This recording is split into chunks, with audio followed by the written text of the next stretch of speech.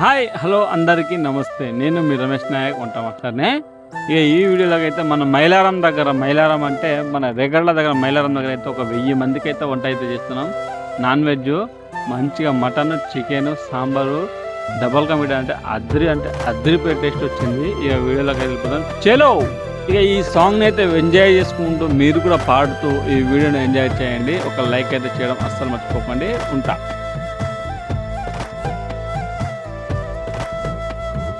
ఓ